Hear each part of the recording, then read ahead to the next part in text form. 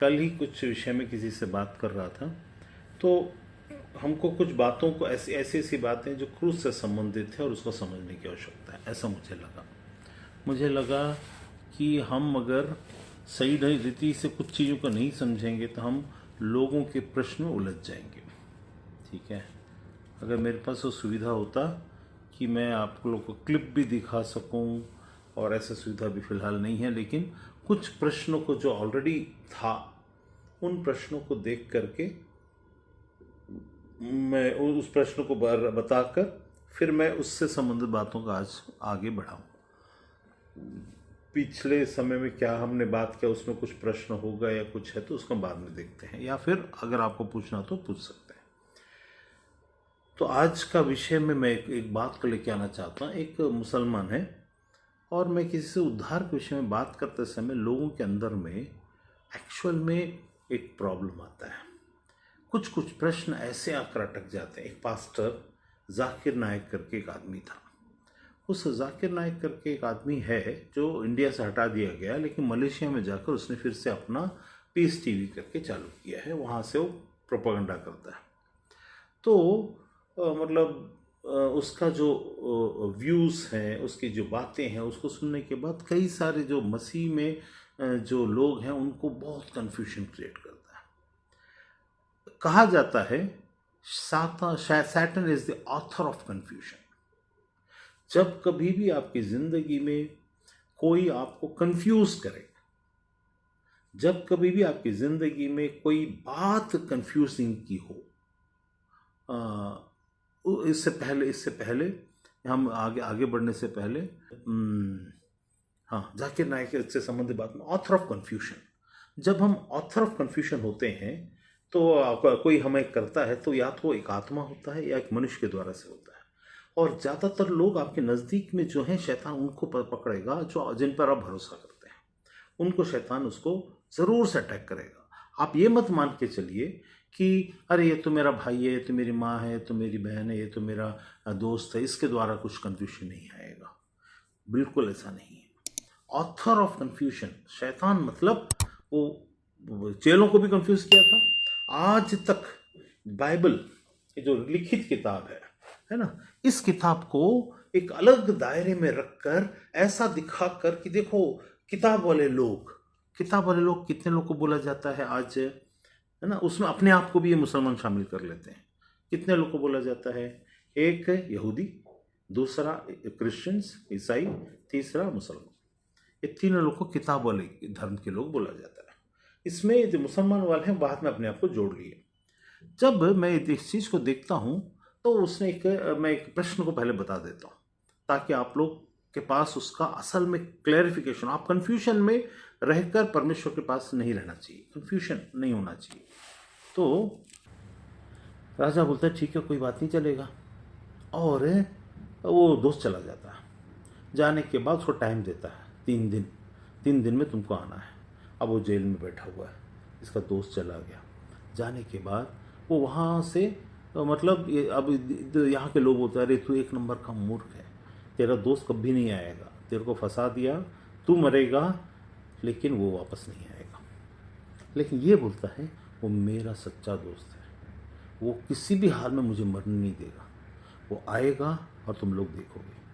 तो उसका अगर 3 दिन के बाद 5 बजे का टाइम था, 5 बजने के लिए अभी 5 मिनट बाकी है।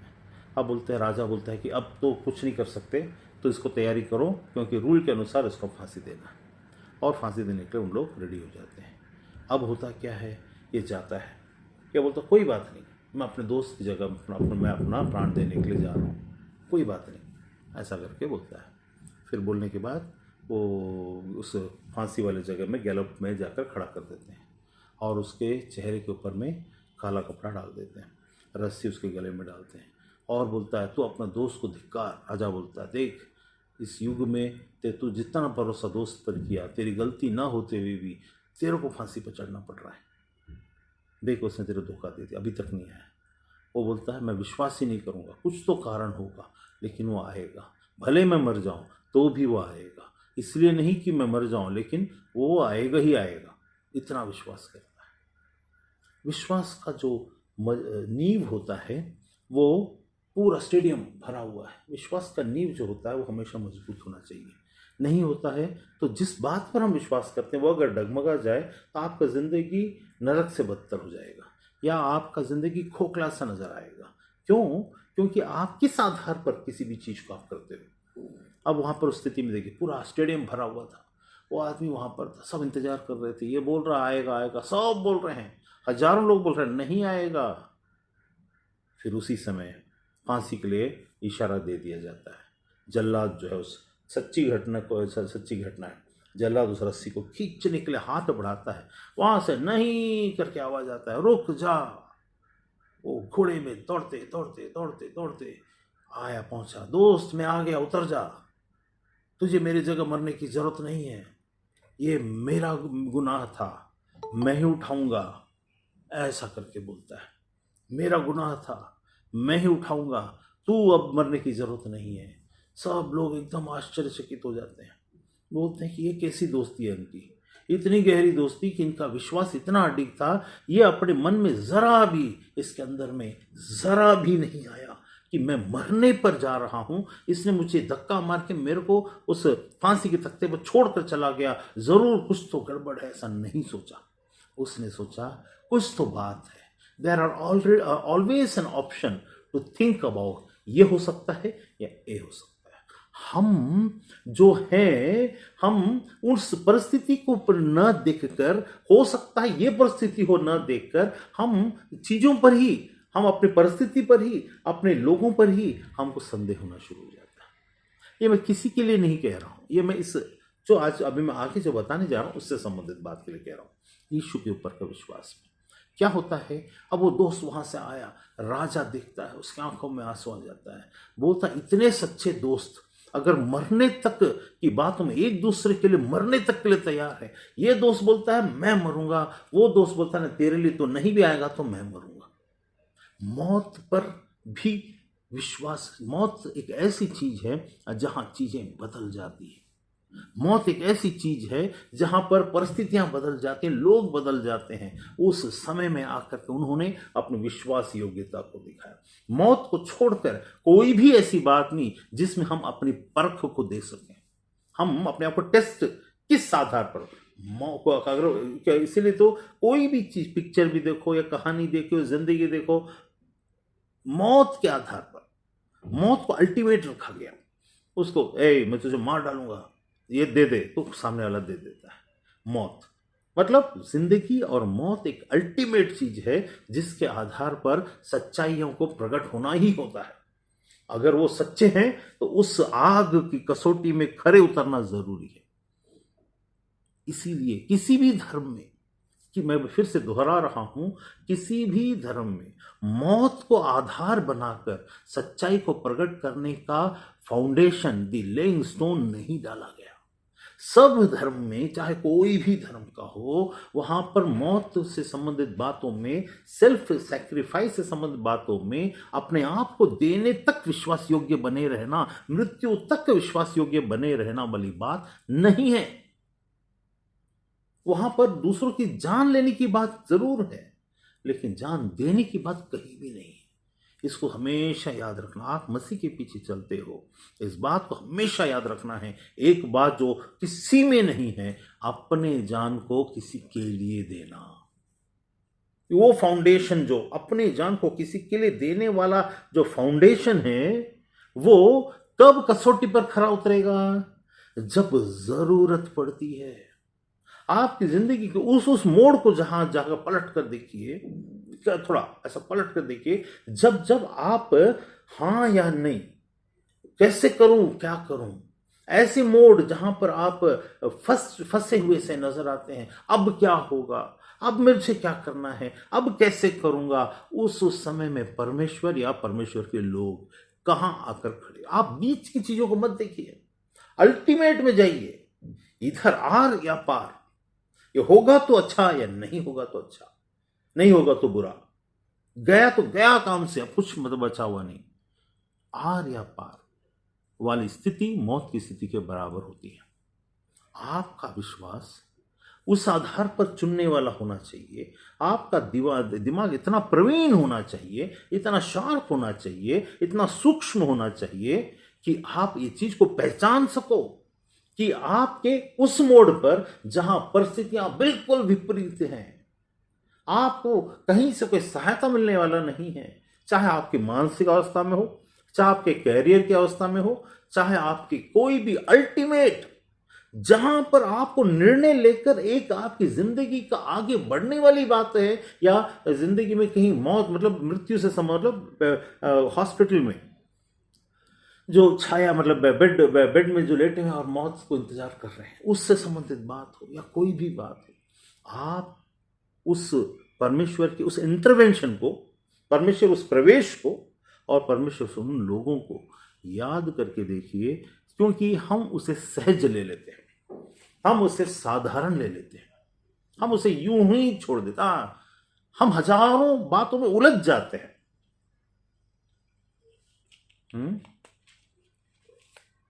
हजारों बातों में उलझ जाते हैं। हम इन उन बातों को देखना शुरू कर देते हैं। परमेश्वर ने बोला, देख मेरे पीछे। यीशु ने क्या बोला था उस चेले को? Follow me. वो कहां जा रहा है? वो फॉलो मी जब बोल रहा है, वो आगे मृत्यु की ओर जा रहा है, वो सबको लेकर मृत्यु की ओर जा रहा है। असल में हुआ क्या था? मृत्यु की नदी को पार करके जीवन की ओर जा रहा था। लोगों ने उसको मृत्यु की ओर जाते हुए देखा, लेकिन वो पार कर जाएगा इसको नहीं देखा। जो भी यीशु को फॉलो करते हैं वो मृत्यु की नदी को पार कर जाते हैं। वो उन्हें ऐसा बच्चों के जैसा ऐसा उठाकर ऐसा ले जाता है, उठाता है ऐसा ले जाता है, जैसे बच्चों को हम उठाते नाली को पार कराते हैं, वैसा ही मृत्यु की तरफ सब जाते हुए देखिए उसको। अरे ये तो, यहां तक कि चेलों ने कहा, जब वो यरूशलेम को जाने को था तो चेलों ने कहा आओ इसके साथ मरने को चले। उनके लिए तो कम से कम मृत्यु, लेकिन असली जीवन मृत्यु को जानने वाला परमेश्वर वहां खड़ा था। उस जगह देखिए विश्वास की नींव कितनी मजबूत थी उस स्टेडियम में कि वो राजा ने देखा इनकी दोस्ती, उसने कहा इनसे बेहतर इंसान, इनसे उत्तम इंसान, इनसे उत्तम प्यार और इनसे उत्तम दोस्ती किसकी हो सकती है? ये ऐसे लोग हैं जो एक दूसरे के लिए मरने मिटने के लिए तैयार हैं। जब ऐसे लोग हैं यहां मेरे सामने में, मैं भी उनके सामने हल्का और फीका नजर आ रहा हूं। यदि मैं इस जगह होता तो क्या मैं ये नहीं सोच रहा होता, अरे मरने दे उसको, मेरे को क्या करना है, मरने दे उसको, वो तो मर जाएगा तो अब मेरे को तो सामना नहीं करेगा। वो अपने जमीर का सामना करना चाहता था। उसका दोस्त जमीर, उसको चिंता इस बात की थी, उसके बच्चों को, उसके पत्नी को मिल लिया और बोलता मुझे जल्दी जाना है। उसके पत्नी मत जाओ ना, बोली होगी पापा मत जाओ, आप प्लीज मत जाओ, लेकिन बोला नहीं, मैंने बोल कर आया है, मैं परसों तक तेरे पास पहुंच जाऊंगा, मेरे पास ज्यादा समय नहीं है, मैं अभी जाना है, मुझे जाना ही है। यहां उसके उनका परिवार, ये उनका स्नेह और उनकी जिम्मेदारी थी। वहां पर एक दोस्त इसके लिए गले पर फांसी का फंदा लटका कर खड़ा हुआ था।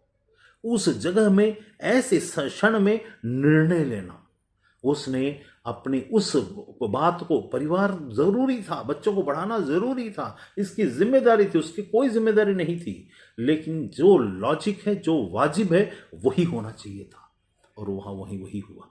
परमेश्वर के लोग कभी किसी भी विषय में संदेह के पात्र नहीं होते। पर आप अगर परमेश्वर पर, इसलिए यीशु ने बोला तुम अगर पिता पर भरोसा करते हो मुझ पर भी करो।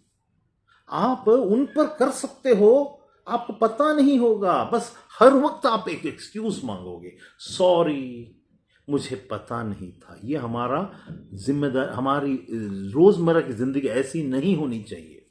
सॉरी मैं ऐसा सोच लिया, सॉरी मैं वैसा सोच, कैसे सोच आता है भाई? Haven't you seen your past life up till now? And do you ever think that in future also the same God, The same God's people and the same God's work will anoint you for the purpose you have been called for. परमेश्वर अपनी बुलाहट में कभी पीछे नहीं हटता। तो क्या आपको ऐसा लगता है कि पतरस हो या पौलुस हो, जैसे पतरस संसारिक आदमी था, वो पीछे हट गया था, मैं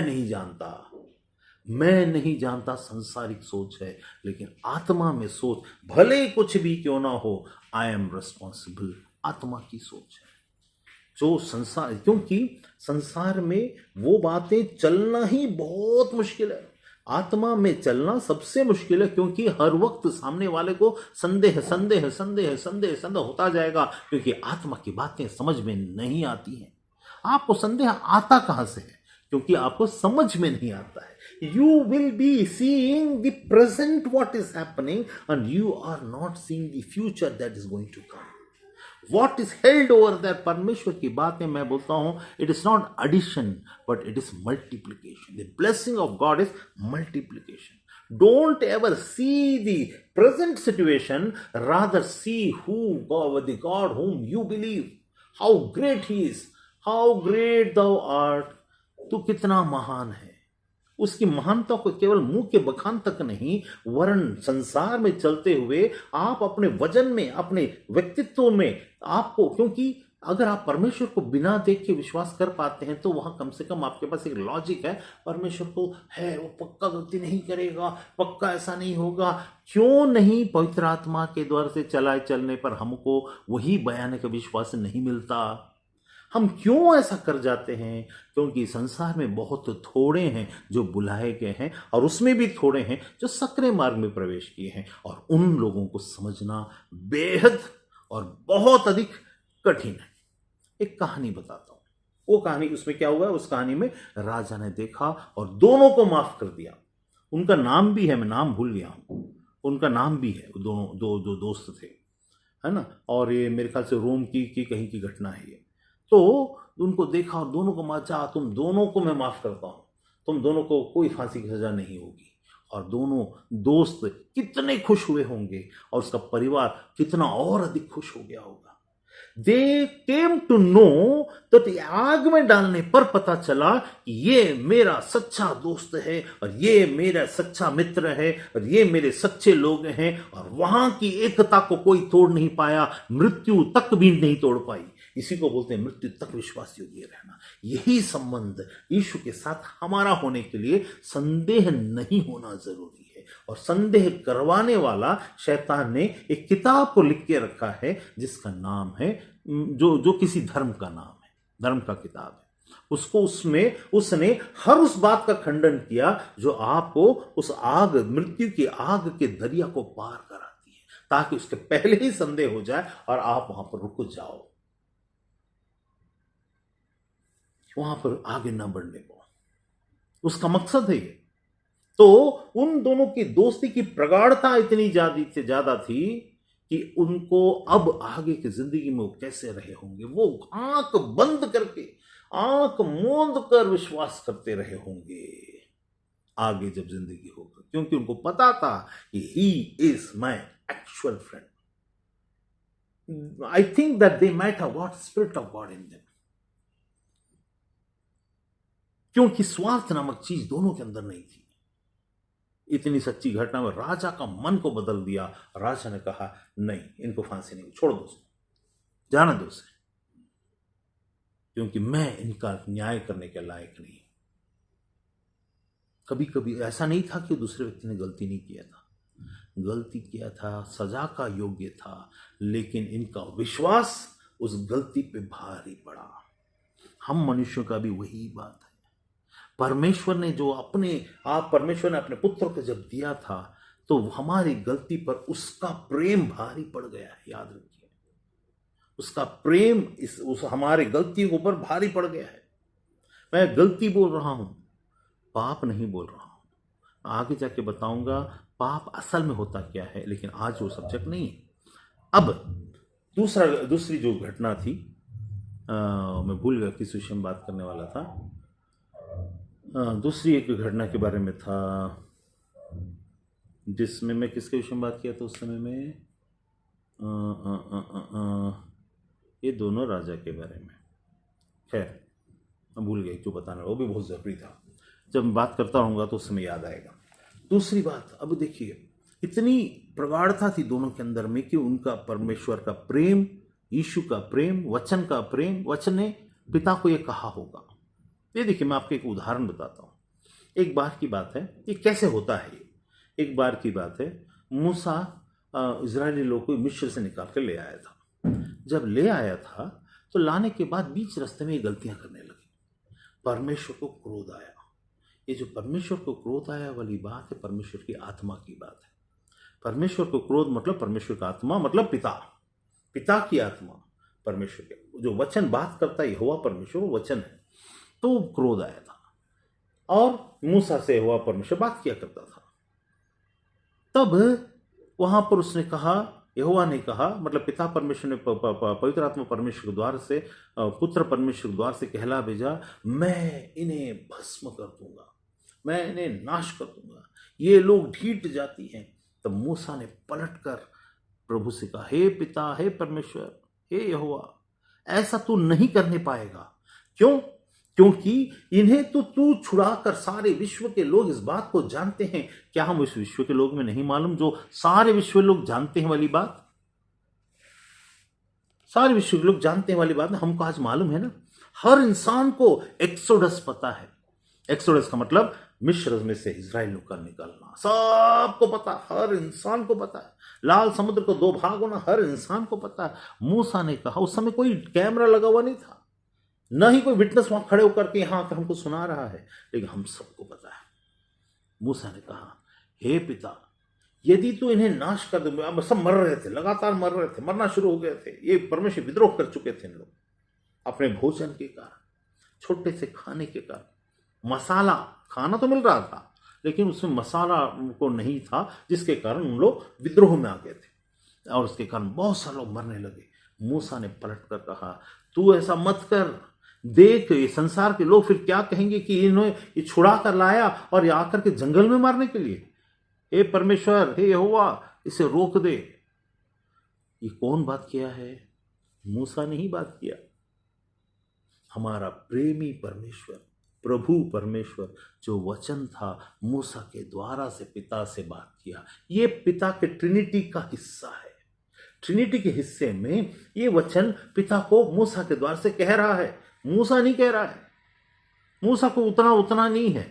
फिर मूसा वहां खड़ा हो रहा हो, बोल रहा, तू मेरा, अगर तुझे ऐसा करना है तो जीवन की पुस्तक में से मेरे नाम को काट दे। यदि तू उनको मारेगा तो वो कैसा कर रहा, वही आप देखिए कैसा बोल रहा मूसा। वो जो फांसी के फंदे पर जो दोस्त खड़ा हुआ था, उसी के जैसा मूसा अपनी जान को, उद्धार को, मोक्ष को दांव पर लगा रहा। परमेश्वर, तुझे इन्हें मारना है तो मेरे नाम को जीवन की पुस्तक से काट दे। अपने अनंत काल के जीवन को दांव पर लगाया, काट दे, जरूरत नहीं है। ये तो तू उनको छुड़ा कर ला रहा है और वो गलती कर रहे हैं, इसको इतनी भी बड़ी गलती नहीं है। परमेश्वर, तू क्रोध मत कर, माफ कर इन्हें। परमेश्वर की आत्मा किसी भी चीज को नहीं छोड़ती, वो हमको पता है। फिर पिता ने माफ किया। किसने बोला? मूसा ने बोला। मूसा के द्वारा कौन बात कर रहा है? यहोवा परमेश्वर की आवाज पिता को, जो परमेश्वर की ही आवाज है। एक मीडिएटर चाहिए, एक प्लीड करने वाला चाहिए, एक इंसान चाहिए जो ये कहे।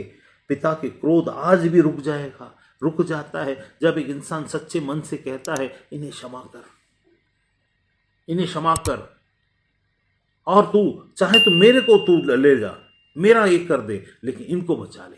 यीशु ने क्या बोला? इन्हें क्षमा कर, ये नहीं जानते कि क्या करते हैं, मुझे ले जा पिता। उसने अपने आत्मा को दे दिया। प्रेम की प्रगाढ़ता मृत्यु तक की बातों में होती है। क्यों दाऊद चुना गया?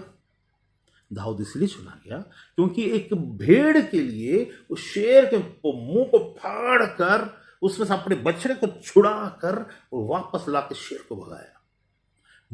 अपनी मृत्यु को उसने अपने शरीर और अपने आत्मा और अपने मृत्यु को तुच्छ जाना और कहा, मेरी भेड़। तो परमेश्वर ने क्या देखा? ये भेड़ के लिए अपना प्राण दे रहा है, इसीलिए उसी के खानदान में से यीशु भेड़ बनकर आया, वही भेड़ बनकर आया। ये है, देखो जो सा यूहन्ना बोलता संसार में, ये है वो मेमना जो संसार के पाप को उठा लिया जाता है। दाऊद भी मृत्यु तक विश्वास योग्य रहा एक साधारण भेड़ के लिए। अगर हम और भी, सिमशोन भी मृत्यु तक विश्वास योग्य रहा, मार दे प्रभु मुझे, लेकिन तेरा मकसद यहां पूरा होना चाहिए। मृत्यु तक विश्वास योग्य रहा। यही एक जगह है जहां लोग अपने जान को परवाह न, हम उस खानदान के हैं जो अपनी जान की परवाह नहीं करते, अपने नाम की परवाह नहीं करते, अपने आप की परवाह नहीं करते। हम निडर प्रजाति के लोग हैं जो शैतान और शैतान की सेनाओं के सामने खड़े हैं और हम कहते हैं, we proclaim the name of the lord above all names, that he is lord and he is God. We proclaim the name of the lord. वो विश्वास योग्यता हमारी खून, मतलब ये खून ये वाला शरीर का खून नहीं, आत्मा में जो हमारे खून बह रहा है, जो पवित्र आत्मा की ओर से है, जो जीवन है, उसमें ये बात की प्रामाणिकता है कि ये कायर नहीं है। यीशु को कभी भी आपने सिक्स पैक ऐप और ऐसा पहलवान बनकर ताकत को दिखाते हुए देखा? उसकी तो उल्टी सिक्स पैक आपकी जगह चिपटा हुआ सा पेट और रिब्स दिखने वाली हड्डियां थी। लेकिन इतना ताकत शरीर के पल्सेस और मसल्स में नहीं है। ताकत आपके परमेश्वर के साथ के संबंध में है, जो आपके दिमाग को हिला देगा और दूसरे को हिला देगा। आपकी चाल ऐसी होनी चाहिए कि लोग आप पर संदेह करें, धन्य हैं आप, क्योंकि परमेश्वर है नहीं, इसलिए बहुत सारे लोग ऐसा सोचते हैं, वो तो दिख नहीं रहा है, इसलिए संदेह करते हैं, पता नहीं होगा नहीं। हमको मालूम है, what we speak we know because we hear what is said. हम वो सुनते हैं, इसीलिए चलते हैं, और हमें मालूम है कि हम क्या कहते हैं और हम क्या करते हैं। We know. जब हम कहते हैं मुझे मालूम है, ये इसीलिए क्योंकि वहां एक परमेश्वर है जिसका हमारा संबंध है, जिसको यीशु ने संबंध को जोड़ा है। बिना पुत्र के पिता से कोई जुड़ नहीं सकता। इसका मतलब हम जुड़ चुके हैं पिता से। अगर पिता से हम जुड़ चुके हैं तो इसका मतलब हम सुन रहे हैं। अगर हम सुन रहे हैं तो मेरे अंदर में जरा भी, इसीलिए मैं जब बात को कहता हूं वो मेरा अपना रवि सोलोमन का, रवि भोसले का नहीं है। If it is Ravi Bhosale कुछ भी हो सकता है, but if it is of the lord, उसको पूरा होना अवश्य है और वो कटता नहीं है। ये सुनने के लिए बड़ा घमंड सा लग सकता है, ये घमंड का विषय नहीं, डर का विषय है। हमारा संबंध परमेश्वर के साथ ऐसा हो जैसा कि मृत्यु तक की विश्वास योग्यता के जैसा हो। अब आते हैं, ये क्यों जरूरी है? शैतान अब किस जगह पर अपनी कुल्हाड़ी मारने की कोशिश करेगा? आपको गिराना है तो शैतान को सिर्फ आपके अंदर संदेह पैदा करना है, यीशु पर, यीशु की बातों पर, पवित्र आत्मा पर और परमेश्वर के लोगों पर।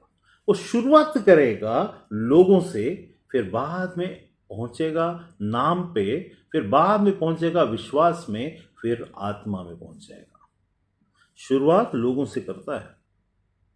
आप लोगों पर भरोसा होता है या नहीं होता छोड़ दीजिए, लेकिन ये मानकर चलिए कि आप अपने, इसलिए परमेश्वर ने बोला उनके फलों से जांचो और उन्हें परखो कि वो सच्चे हैं। कि फलों से कैसे जानोगे? तुम्हारा जांचना, तुम्हारा जानना केवल इस आधार पर होता है वो कैसा परफॉर्म कर रहा है और वो कैसा कर रहा है, क्या कर रहा, क्या दे रहा, क्या ये नहीं।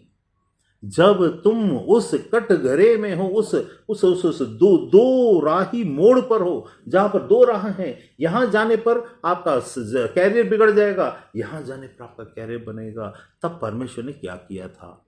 यहां जाने पर आपका कुछ दूसरा और यहां जाने पर दूसरा, तब परमेश्वर ने क्या किया था। जब आपको पता ही नहीं था कि मुझे करना क्या है, तब मुझे क्या करना है क्या नहीं, तब परमेश्वर ने क्या किया था। आप उस साधारण जनरल बातों को लेकर के मत चलिए जहां कोई समझ ही नहीं है।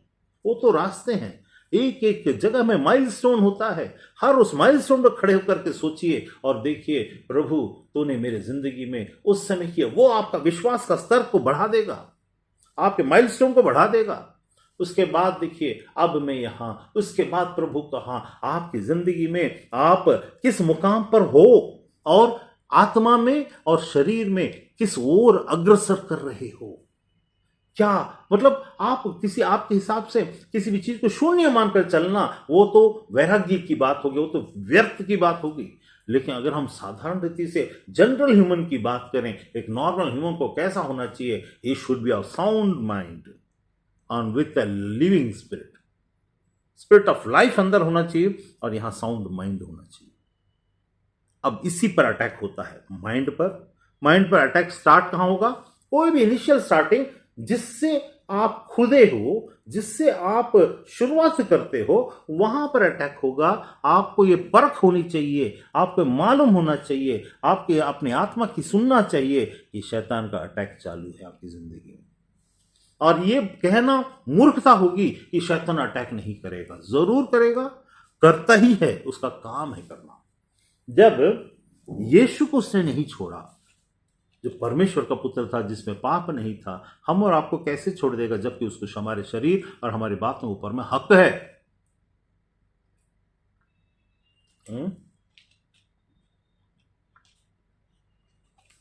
कैसे छोड़ देगा? आपके माइंड पर और आपकी आत्मा पर अटैक अविश्वास को लाकर शुरुआत करता है। फिर आप कदम में आगे बढ़ जाते हो, फिर आप सोच में आपको सब सही दिखना शुरू हो जाएगा। हाँ देखा, बिकॉज यू आर, आपको एक स्ट्रगल को हमेशा याद रखना है। आपकी आत्मा और मतलब आपका मन, आपकी आत्मा का माइंड आपका मन है, और आपका ब्रेन आपके शरीर का जो कंट्रोल करता है, उन दोनों में हमेशा द्वंद्व चलता रहता है। और आपका शरीर का जो ब्रेन है वो हमेशा परमेश्वर विरोधी या आप किसी तरफ इंक्लाइंड रहेंगे जो आत्मा से संबंधित नहीं है। You will be inclined towards a negative type of thing which will be a soothing format for your living being। मतलब आपके अंदर वो सोच एकदम सूदिंग, ये आपको अच्छा लगे, लेकिन आप इन दी माइंड। अभी एक आदमी ने उस दिन बहुत अच्छी बात बताई थी, और एक पिक्चर में था कि किसी में था, एक सिक्का है, सिक्का में हेड और टेल बोलने के बाद, हेड और टेल तो चॉइस करते हैं, हेड मतलब ये, टेल मतलब ये, हम चॉइस करते हैं। लेकिन उसने कहा, बहुत अच्छी बात है, इसके मर्म को समझिए। जब तक सिक्का आपके हाथ में है, आपको पता नहीं आप किस ओर हैं, लेकिन आपका मन जैसे उछल जाएगा, आपका मन को पता है कि आप किस ओर है। इसका मतलब क्या है? आपके मन में आएगा, हेड आना चाहिए, हेड आना चाहिए, हेड आना चाहिए, हेड आना चाहिए। तब तक आपको पता नहीं है, तब तक आप संदेह में है। जैसे आप उछाल दोगे, हेड आना चाहिए, हेड नहीं तो टेल आना चाहिए, टेल आना चाहिए, अरे अरे यार, you know, once you just उसको कॉइन को उछालते, उसके बाद आपको पता है कि आप किस ओर हो। लास्ट में पता चलता है आपको, जब सिक्का उछालने तक पता नहीं चलता है हेड और टेल में आप किस पक्ष में हो। मान लीजिए इंजीनियरिंग जाना हेड है और डॉक्टर जाना टेल है, और आपके मन में डॉक्टर जाने का है, लेकिन पप्पा ने बोला आप उछालो, आप डिसाइड नहीं कर पा रहे, उछालो, उछाले टेल। मैंने डॉक्टर को सोचा, मेरे मन में मैं होता टेल आना चाहिए, टेल आना चाहिए, टेल आना चाहिए, क्योंकि मेरे को खुद को तब my mind will blow and it will sound so high कि तुझे डॉक्टर बनना है, टेल ला। लेकिन ये चीज मैं पहले नहीं बोल पा रहा हूं, पर समझ में नहीं आ रहा है, समझ में नहीं आ रहा है, लेकिन उछालते ही समझ में आ गया। एक क्षण लगा। आपके अंदर में बायस्ड चीजें होती हैं, आपको पता नहीं होता। आपके सामने में दो बच्चे हैं, मां बैठी हुई है, और वहां पर एक लॉटरी लगा है। एक ही जगह एक ही लॉटरी दो लोग को लग गया, दोनों में से एक को उछाल कर दिया जाएगा, मम्मी उछालो। मम्मी बोलेगी, मेरे तो सब आंखों के तारे हैं, तुम भी मेरे, तुम भी मेरे, तुम भी मेरे। लेकिन जब उछाला जाएगा तो ए और बी में चॉइस करते समय उसका मुंह को देखना है कि वो होने के बाद वो फ्रस्ट्रेटेड है कि खुश है। जैसे उछला वो आई है, क्योंकि उसका बयस्डपन एक क्षण में आकर बयस्डपन आ ही जाता है। सबके जिंदगी में ऐसा है, सबकी जिंदगी में। आप किसी किसी को मन से पसंद नहीं करते क्योंकि उन लोग हैं आपकी जिंदगी में, आप मजबूरन या तो आदर करने के कारण या तो डर से या तो कुछ और कारण से आपको पता ही नहीं होता, आप उनको पसंद नहीं करते हुए भी आप उनके साथ में रहते हो। लेकिन ये कोई भी प्रगाढ़ विश्वास का कोई बात उनके द्वार से फिर आगे जिंदगी में नहीं होता है। अगर परमेश्वर से हमको कोई चीज चाहिए तो उसके साथ का हमारा संबंध मृत्यु में भी विश्वास योग्यता का संबंध होना चाहिए, और तब होगा जब हमको पता है कि he is the lord, he is the lord, he is the lord. जब पता है, मुझे पता है, I can tell, I know for sure he is the lord, he is the God, इसके अलावा कोई दूसरा नहीं है। चाहे कुछ भी लाके पटको मेरे को, किसी भी चीज से मैं निकाल के बता सकता हूं ही इज द लॉर्ड। ये संदेह उसमें लाएगा। एक पास्टर, अब मैं उस जाकिर नाइक वाली बात में आता हूं, अभी तक मुझे वो वाला दूसरा मेरे को आपको बताना था, मुझे याद नहीं आया। तो उसमें जाकिर नाइक ने दो कोटेशन को लेकर यीशु पर हमला करता है। वो हमेशा बोलता है Jesus peace be upon him. आपको एक बात बताऊं, पीस बी अपॉन हिम का मतलब तब होता जो इंसान मर जाता है। यीशु को पीस बी अपॉन हिम नहीं बोला जा सकता। फर्स्ट गलती क्यों? तो उसका भी उन्हीं की भाषा में, उन्हीं की बातों, क्योंकि हम इस वक्त में उस संदेह से हम सबों को गुजरना है, और हम पर वो आग को फेंक रहा है और बोल रहा है, देख तुम्हारा विश्वास में अधूरापन है, तुम्हारा विश्वास में ये है, वो कहां प्रभु है, वो कहां परमेश्वर है। क्योंकि कुरान कहता है कि वो मनुष्य है और नबी है, बहुत अच्छा नबी है, सबसे उत्तम नबी है, सबसे ऊंचा नबी है, और फिर से वो आएगा, ऐसा वाला नबी है। लेकिन वो परमेश्वर नहीं है। अब हमारे अंदर संदेह, एक मनुष्य कैसे परमेश्वर हो सकता है? सही बात है ना, मनुष्य परमेश्वर कैसे? क्या तो मनुष्य है, कपड़ा पहना, उसको भी नेचर्स कॉल आया, उसको भी प्यास लगा कि कुआं में गए मुझे प्यास दो, उसे भी भूख लगा, परमेश्वर को क्या ये सब लगेगा? प्रश्न नंबर 1। अगर परमेश्वर है, वो मछली को लाया, भूख लगा तो डायरेक्ट मछली को पेट में ही घुसा सकता था ना, टड़क मछली आ गया, अरे क्यों खाने की जरूरत नहीं। 40 दिन और 40 दिन उपवास करने के बाद भी भूख लगा ना, क्योंकि तभी तो शैतान आकर उसकी कमजोरी के समय में, याद रखिए, जब कभी भी आप किसी विषय में कमजोर फील कर रहे हो या कमजोर हो, उसी समय शैतान आपसे अटैक करने आ जाएगा। आपकी कमजोरी कैसे कैसे हो सकती है? पॉजिटिव कमजोरी भी होती है जिसमें शैतान आता है, और नेगेटिव कमजोरी भी होती है जिसमें शैतान आता है। नेगेटिव कमजोरी में आप दुखी तो किसी के कारण, आप परेशान हो, आप फेडअप हो, आप किसी को बहुत चालाक इंसान है ऐसा सोचते हो। याद रखिए, परमेश्वर के लोग चालाक हैं, क्योंकि यीशु ने बोला तुम सांप के जैसा बुद्धिमान बनो। चालाक होना बुरी बात नहीं है my dear friends, you should be wise. सामने वालों को इरिटेट होना चाहिए। यहूदियों को देखते ही इरिटेट होता है लोग, अरे यार क्या, ये लेफ्ट साइड में क्या टांग करके, एक लंबा सा बाल को टांग कर घमंड से बात करना, ये करना, वो इरिटेट होता है। अब उसने एक चीज बोला, अब्राहम के समय इसहाक को लेकर पहाड़ चढ़ा, कितने साल की उम्र में? 100 साल की उम्र। इसहाक को लेकर जब पहाड़ में चढ़ा और इसहाक भी आया, तो वहां भेड़ लेकर नहीं गया, क्योंकि उस जमाने में ये जो परंपरा थी तो भेड़ को बलिदान करने का, तो भेड़ को लेकर के नहीं गया।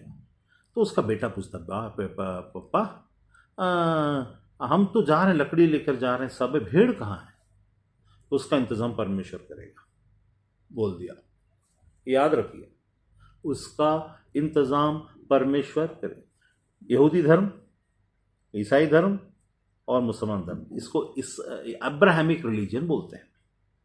ही is the father of this 3 types of religion. Okay, तो फादर जब इब्राहिम है, इब्राहिम के शब्द बहुत मायने होंगे। इब्राहिम के शब्द क्या थे?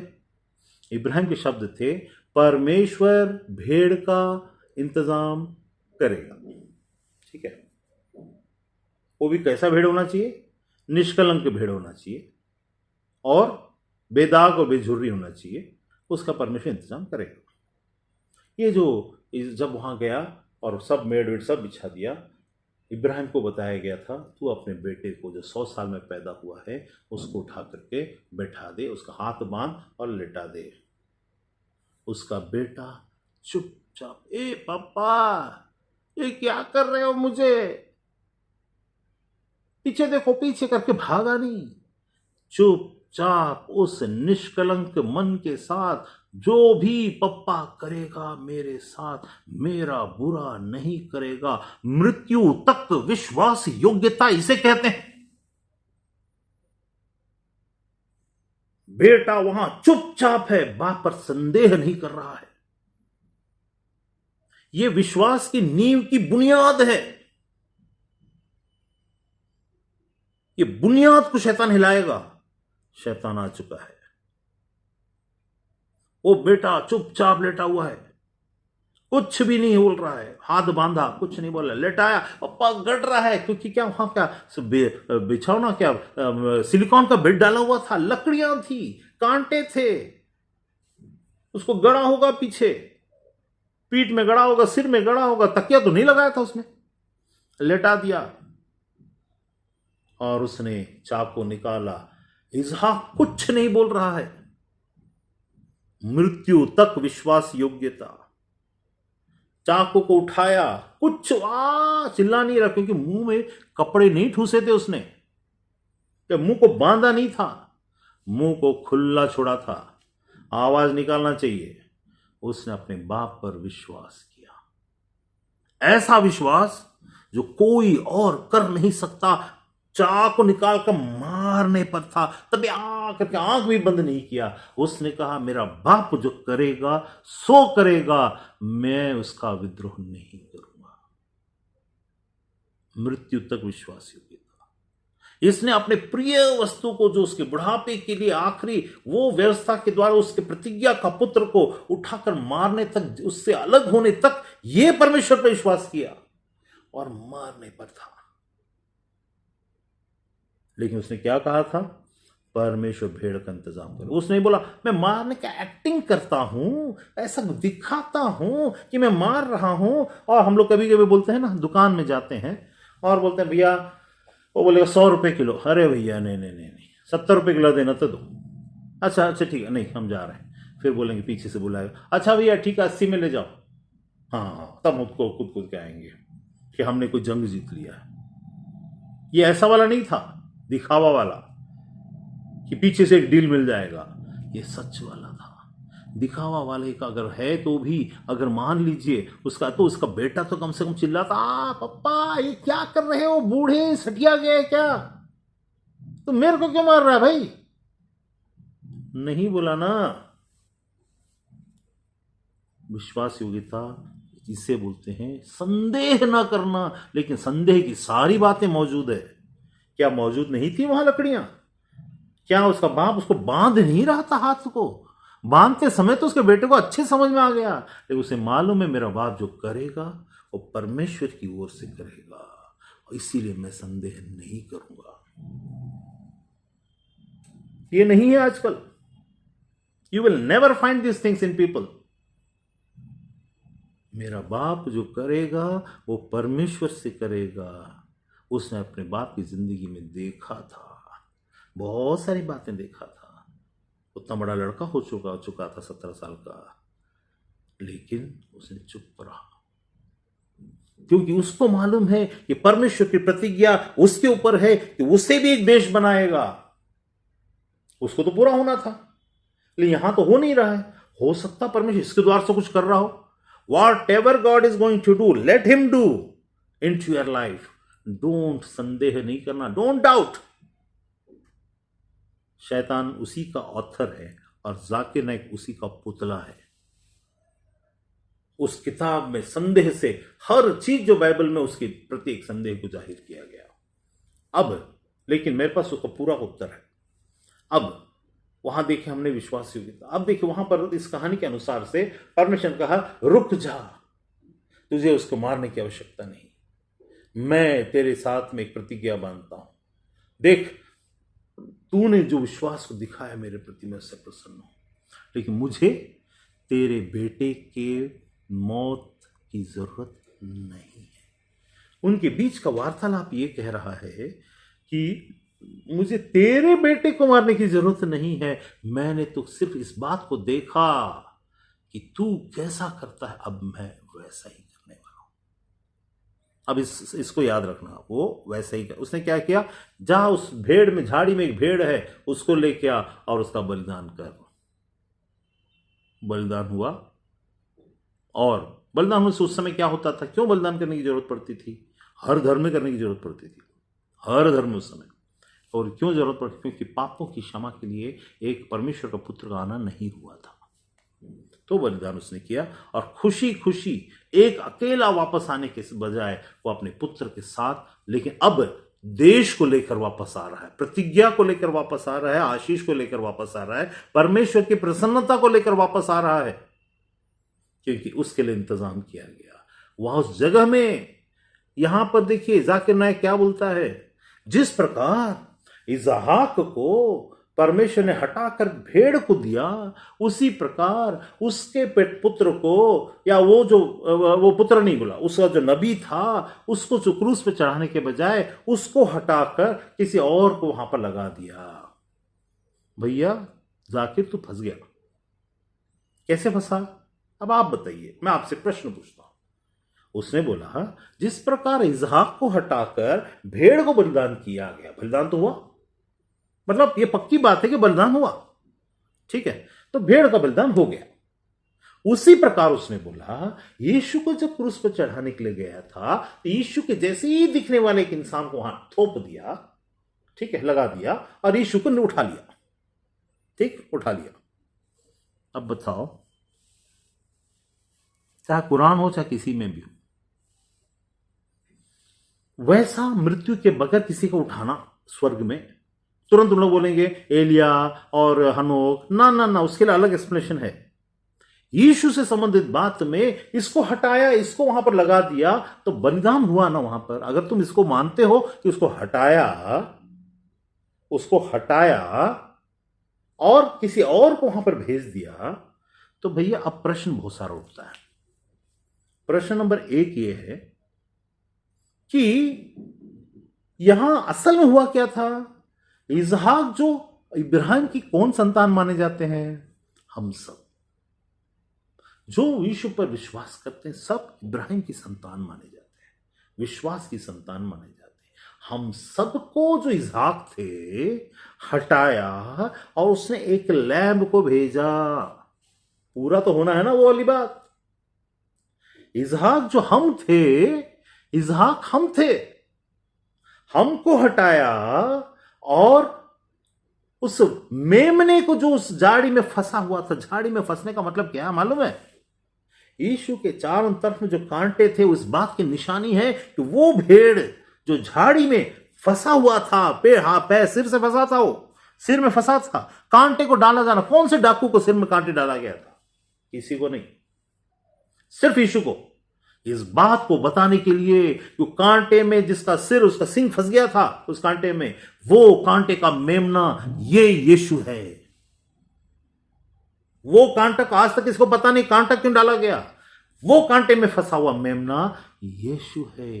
कांटे को दिखाया, बोला वही मैं रिप्लिकेट करता हूं यहां पे इस जगह में। इसहाक जो हम हैं, मनुष्य जाति, हमको बचाता, हमको छुड़ाता, और कांटे में फंसे हुए मेमने को। तभी तो यूहन्ना ने बोला देखो परमेश्वर का मेमना। एक मेमना मेमना था क्या? तब उसने बोला तेरे पुत्र के, इब्राहिम की संतान के बजाय मैं अपनी संतान का बदला, मतलब बलिदान चढ़ा रहा हूं। ते संतान के बदले संतान, पुत्र के बदले पुत्र। हम सब बड़ी जाति इब्राहिम के पुत्र और पुत्रियां हैं। हम सबके बदले मैं यहां प्रूव कर चुका हूं पहला पॉइंट कि यीशु के सिर में कांटे, वो मेड़ में सिर का कांटे में फंसा होना, दोनों एक है। काठ पर चढ़ाया जाना और लकड़ी पर चढ़ाया जाना दोनों एक है। उसका दोनों हाथ को बांधा जाना और यीशु के हाथ को कीले ठोका जाना, चाहे ऐसा हो चाहे ऐसा हो, दोनों एक है। क्योंकि वो जब अगर उसको ये करने के बाद, मारने के बाद जब उसको जलाया जाएगा, तो कहां जलाया गया? यीशु उसी जगह में जहां पर निचले स्थानों में गया, जहां उसको उस आग को सामना करना था। दोनों एक है, पहला। लेकिन मेरा प्रश्न अब दूसरा है। मेरा प्रश्न यह है भैया कि तुम कहते हो यीशु को छुड़ाया गया, हटा लिया गया, ऊपर उठा लिया गया। यीशु में ऐसी कौन सी स्पेशल चीज जो तुम्हारे नबी में नहीं है? ऐसा क्या था कि उसको कुंवारी मरियम से पैदा करना पड़ा, जबकि वो तो मिट्टी बनाकर एक आदम को फटक से पैदा कर सकता है? मनुष्य के पाप को अगर उठाने वाली बात ना होती तो क्या यीशु को वैसे ही प्रकट कर देना कोई बड़ी बात थी परमेश्वर के लिए? नहीं थी। केवल एकमात्र वो मेमना था जो कांटे में फंसा था, वो मेमना था जो बलिदान के लिए भेजा गया था, जिसको बलिदान के लिए भेजा गया था। लेकिन मेरा प्रश्न यह है, तुम कहते हो, अब उसने दूसरा एक भाग को लेकर के आया है। दूसरा भाग में ये बोलता है, योना नबी का 3 दिन और 3 रात जैसे मनुष्य के पुत्र को गर्भ में होना, मछली के पेट में था, वैसे मनुष्य के पुत्र को पृथ्वी गर्भ में होना अवश्य है। तब वो पूछता है, वो जो महाबुद्धिमान व्यक्ति पूछता है कि भैया, was Jesus, peace be upon him, was not into the belly of the fish for 3 days and 3 nights? That Jonah was in the belly of the fish for 3 days and 3 nights. And when the fish came out, was it alive? Was he alive? So was he alive inside the belly, and was he alive outside the belly on the earth?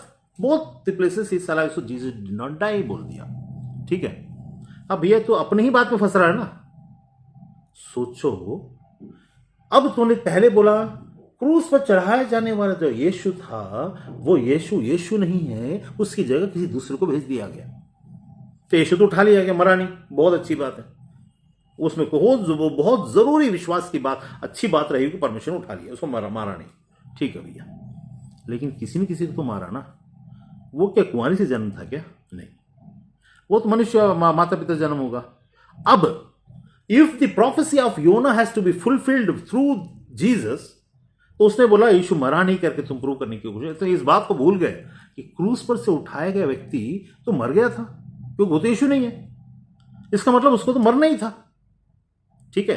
तो वो मर गया, तो इन लोग उसको क्या कर दिए, वो आया 3 दिन और 3 रात गर्भ में वो था, वो आदमी जो चोर या जिसको भी यीशु की जगह छुप के कैसा दिखा रहा है मालूम है, बताने के लिए।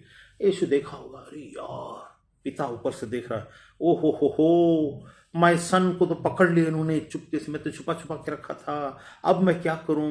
अच्छा एक काम करता हूं, किसी एक इंसान को पकड़ता हूं, जैसा कि इंसान परमेश्वर का जन नहीं है, एक इंसान को पकड़ता हूं, उसको फंसा देता हूं, ऐसा फंसा देता हूं, इसका चेहरा बदल कर उसके चेहरे में डाल देता हूं, लोग उसको देखें, अरे ये तो यीशु ही, उसको पकड़ के ले जाएंगे और मैं अपने पुत्र को बचा लूंगा। क्या परमेश्वर को किसी को मृत्यु को में से जलाना बहुत बड़ी बात है?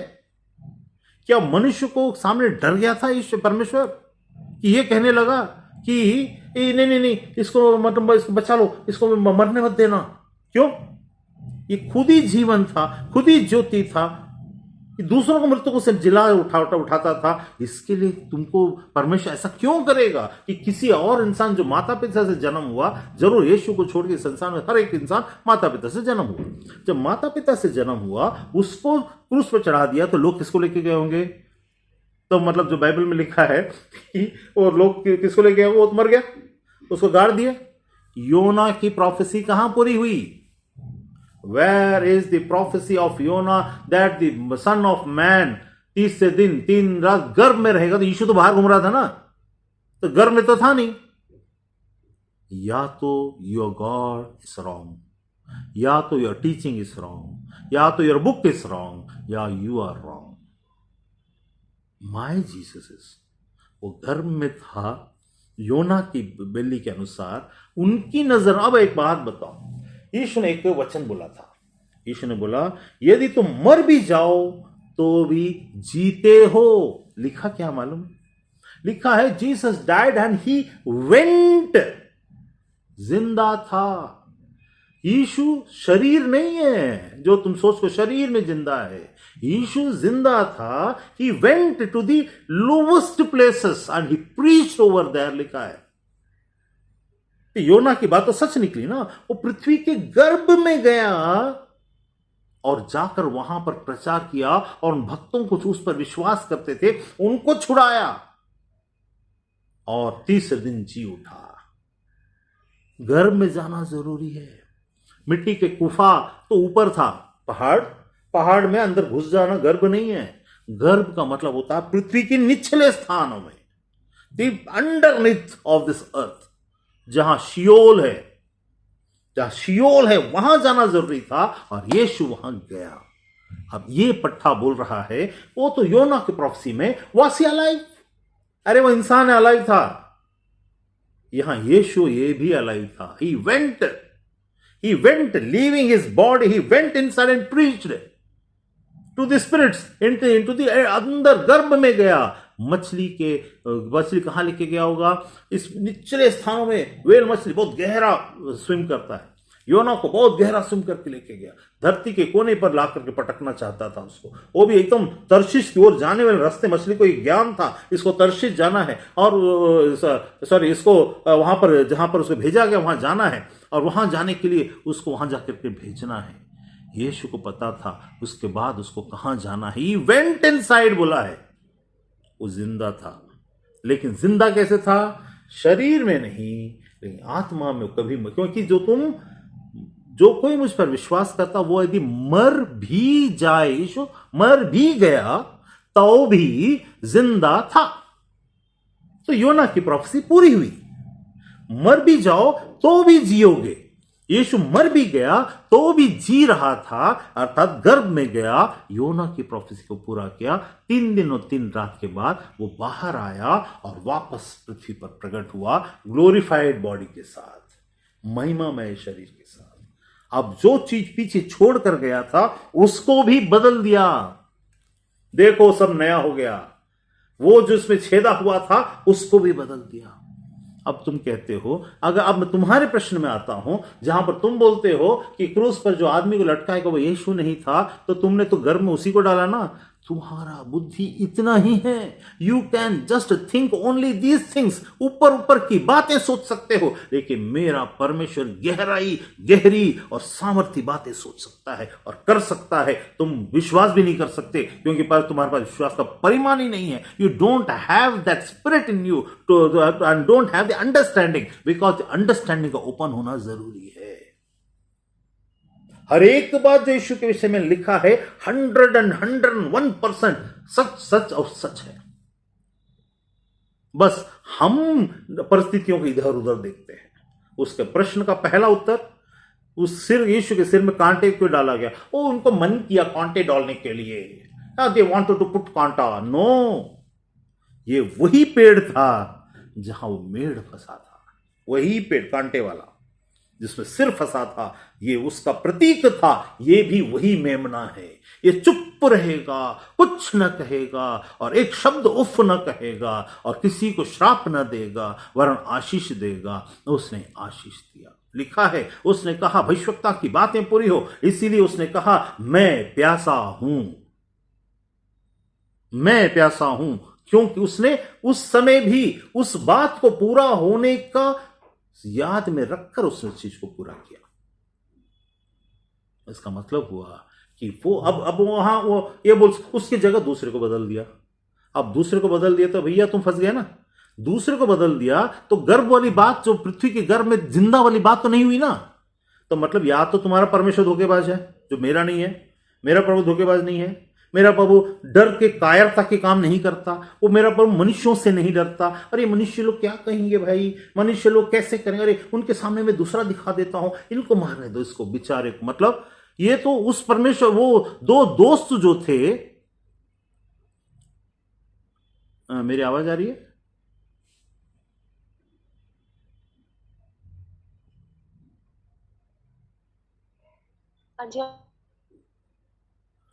वो बीच बीच में कॉल आ जाता है ना, इसलिए।